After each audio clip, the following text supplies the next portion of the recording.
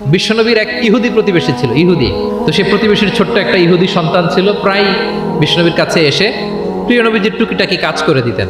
তো হঠাৎ অনেক দিন হয়ে গেল ইহুদি ছেলেটা আসে না, তার কোনো দেখা নেই। প্রিয় নবীজি ভাবলেন হয়তো কোনো সমস্যা হয়েছে, তাকে দেখে আসে।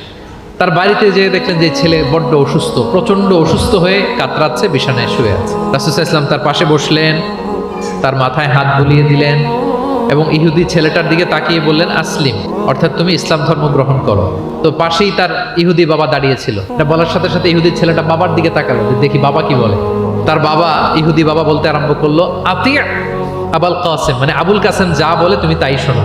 এবার রাসূল সাল্লাল্লাহু আলাইহি ওয়াসাল্লাম দেখলেন যে এখনই তো সুযোগ, তিনি পড়তে আরম্ভ করলেন যে তুমি আমার সাথে সাথে পড়ো। এবার ছেলেটা পড়তে আরম্ভ করলো, আশহাদু আল্লা ইলাহা ইল্লাল্লাহ ওয়া আশহাদু আন্না মুহাম্মাদান আবদুহু ওয়া রাসূলুহু। রাসূল সাল্লাল্লাহু আলাইহি ওয়াসাল্লাম বের হয়ে আসলেন আর পড়তে আরম্ভ করলেন, আলহামদুলিল্লাহিল্লাযী আনকাযাহু মিনান নার। প্রশংসা সে আল্লাহর, যে আল্লাহ তাআলা যে কিছুক্ষণ আগে জাহান্নামের পথযাত্রী ছিল তাকে এই শাহাদাতের মাধ্যমে মুহূর্তেই জান্নাতি বানিয়ে দিল।